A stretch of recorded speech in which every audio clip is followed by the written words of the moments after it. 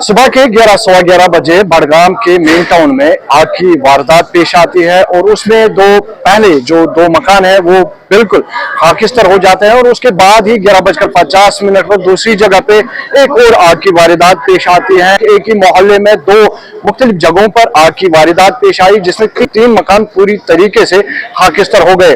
हमने यहाँ पर फायर फाइटर्स से बात की, मकामी लोगों से बात की। उन्होंने कहा कि फायर फाइटिंग डिपार्टमेंट की जानिब से भरपूर कार्रवाई की गई और प्रोफेशनली चीजों को देखा गया, तभी जो है इस कंजेस्टेड एरिया में आग को रोका गया। और साथ साथ में अगर बात की जाए तो फायर फाइटर्स ने मकामी लोगों को काफी सराहा, खासतौर पर नौजवानों को, और कहा कि नौजवानों ने काफी मेहनत मशक्कत की और उन्होंने फायर फाइटिंग टीम का साथ दिया, तभी इस पूरी आग की वारदात पे जो है काबू पाया गया।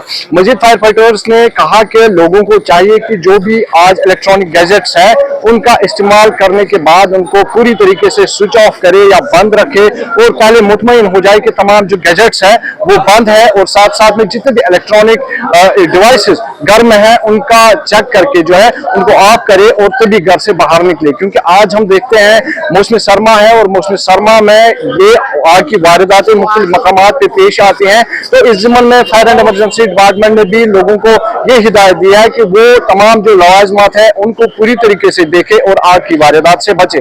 जिला बड़गाम से मज़ीद जम्मू कश्मीर लद्दाख के लिए नूर लमी।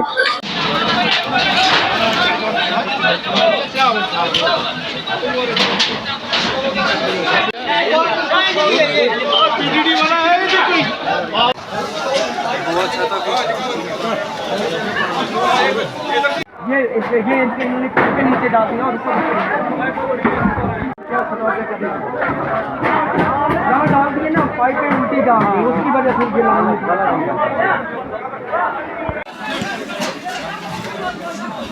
अच्छा है मुझा गए हैं।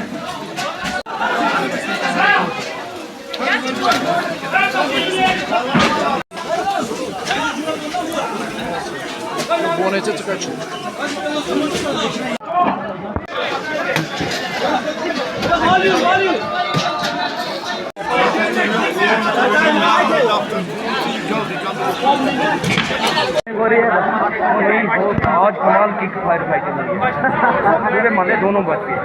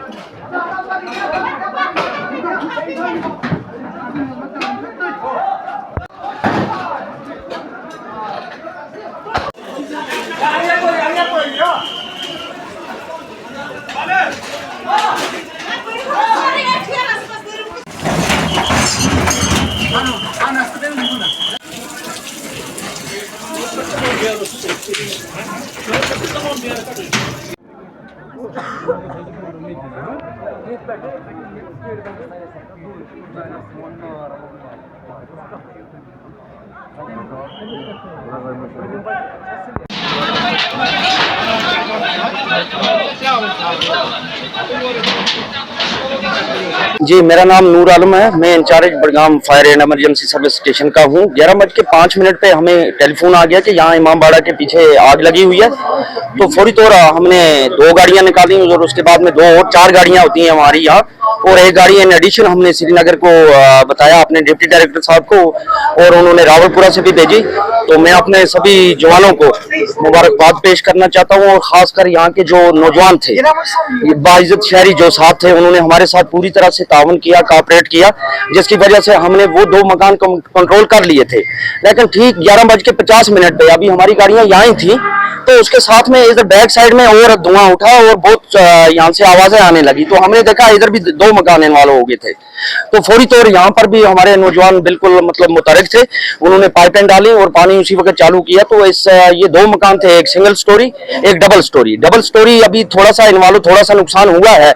जो सिंगल स्टोरी है तो उसमें नुकसान हो चुका है, लेकिन जैसे MLA साहब ने यहाँ पर बताया और बाकी आपने खुद भी देखा यहाँ पर असेसमेंट आपने किया होगा कि कितनी कंजेस्टेड एरिया है यहाँ पर।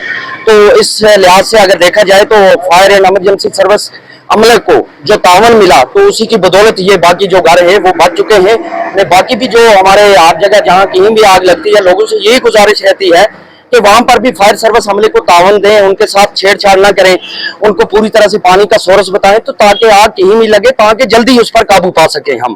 क्योंकि अगर हम 1 या 2 मिनट और यहाँ डिले हो जाता तो मुझे नहीं लगता है कि 5 से 10 मकान यहाँ पर बचाने में बहुत मुश्किल थे। तो मैं आपका भी शुक्रिया अदा करता हूँ, खासकर मीडिया हमेशा शाना मिशाना रहता है, और यहाँ के बाइज्जत जो शहरी हैं, जो नौजवान हैं, उन सबको मुबारकबाद देना चाहता हूँ। इसी तरह हमारे साथ मिलके काम हर जगह करें तो इंशाल्लाह हम इस नागानी आफत को रोक सकेंगे। तो वजूहत पता चली आग में लगे हुए हैं हम।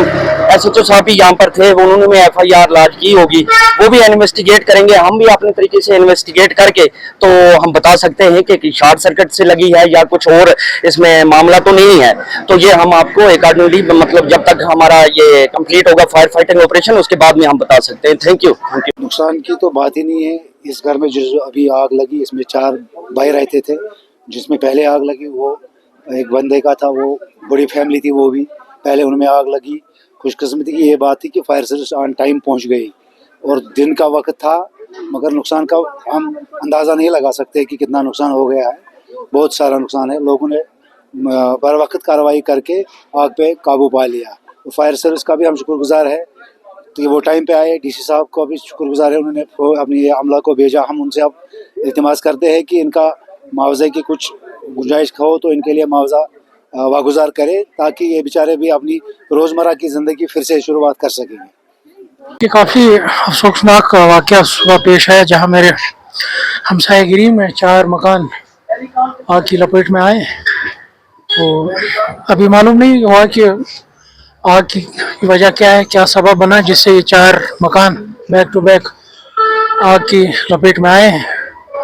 पहले तो मैं अफरादी खानवादा से इज़हारी यकजहती करता हूँ कि इस मुसीबत की घड़ी में मैं उनके शाना बशाना हूँ, और इसके साथ साथ मैं इंतज़ामिया से भी ये बोलना चाहूँगा कि जो रिहेबिलिटेशन का जो भी इस मामले में बनता है अंडर रूल्स वो जल्द अज जल्द हो, ताकि ये सर्दियों के मौसम, सर्दियाँ भी शुरू हो रही हैं, तो उस मामले में भी ताकि जल्द अज जल्द रिहेबिलिटेट हो और मौसम के नज़र में इनको कोई दुश्वारी पेश ना है। और उसके साथ साथ मैं यहाँ के जवानों को भी खराज तहसीन पेश करना चाहूँगा कि जिस तरीके से उन्होंने रज़ाकाराना तौर इस आग को रुकाने में अपना किरदार अदा किया, और उसके साथ साथ फायर एंड इमरजेंसी अमले को भी मैं खराज तहसीन पेश करूँगा कि जिस तरीके से उन्होंने प्रोफेशनली इस वाक़े को हैंडल किया और पूरे गाँव को इस आग को रोका। नहीं तो ये पूरा आप देख रहे हैं कैसे ये 7 मकान खड़े हैं, कोई फायर गैप नहीं, कोई कुछ नहीं है, मगर जिस तरीके से फायर एंड इमरजेंसी अमले ने और यहाँ के जवानों ने इस आग पर काबू पाया, और मेरे ख्याल से एक पूरा मोहल्ला इस